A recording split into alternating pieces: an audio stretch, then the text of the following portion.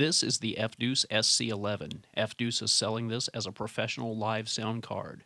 Professional? Well, not in my mind, but we'll get in that later.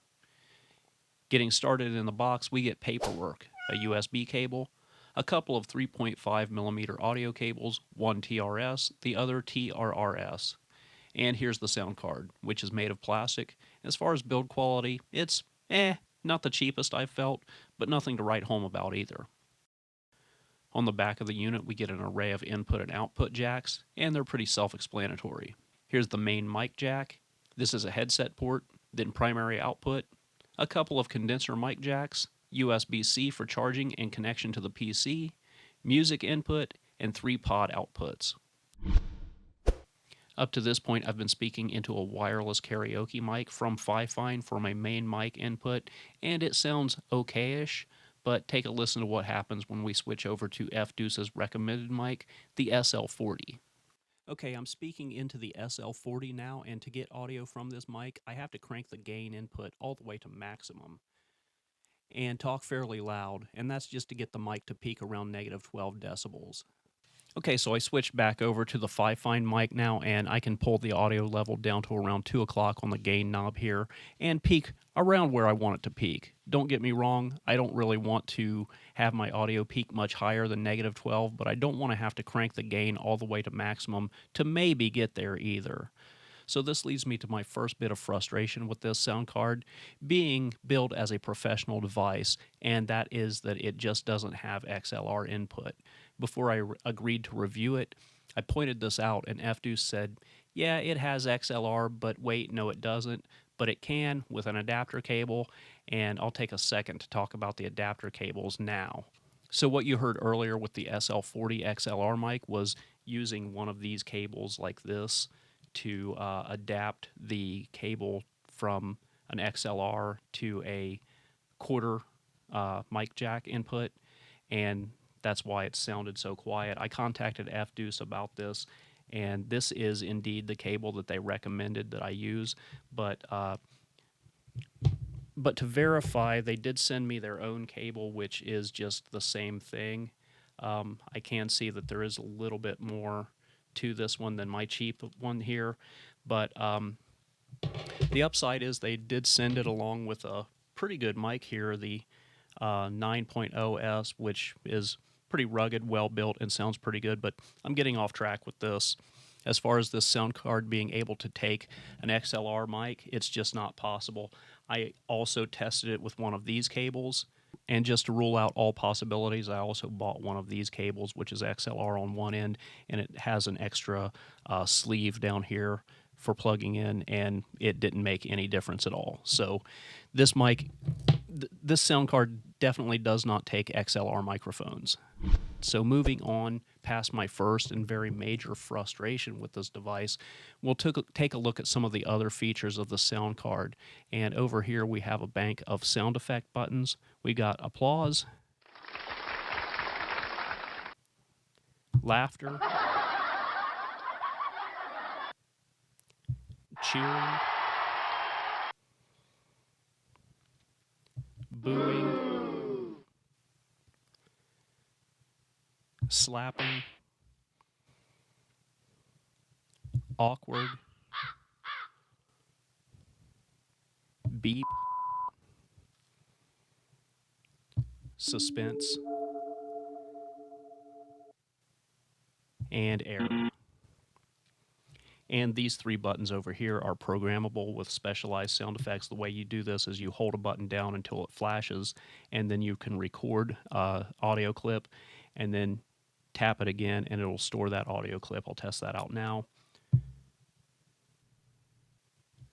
I'm recording a sound clip into the purple flashing button right now. I'm recording a sound clip into the purple flashing button right now. So yeah, that's how that works. These 3 knobs give us some control over the highs, mids, and lows of our mic, and this button will allow us to control the backlighting of the all of the lighting here. So if we cycle through this, it will dim and brighten the backlighting.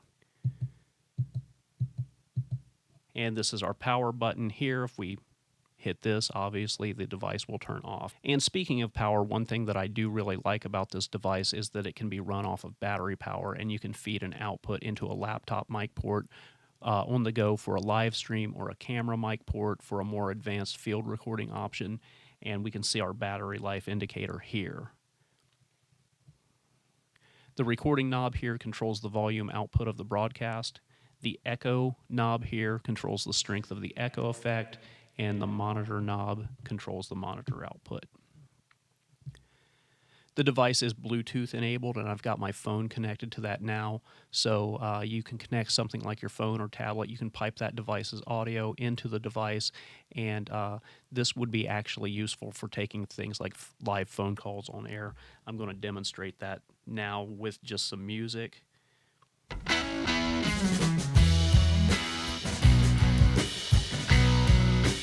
If we turn on this music only button, it's going to deaden the music and up the audio of my voice.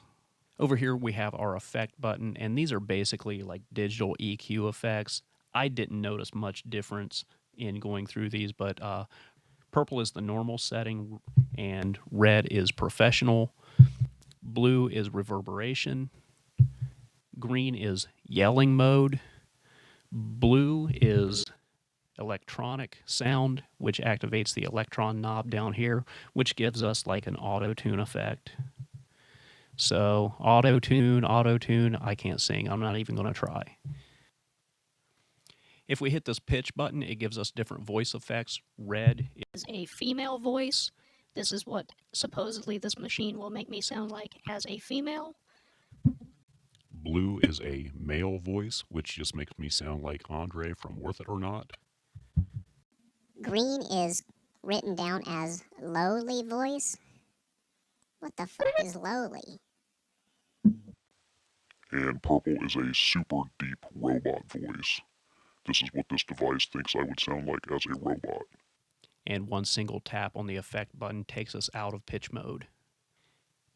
This denoise button will apply a noise filter at the cost of audio degradation, and loop back will automatically decrease music volume whenever it hears anyone speaking through a mic.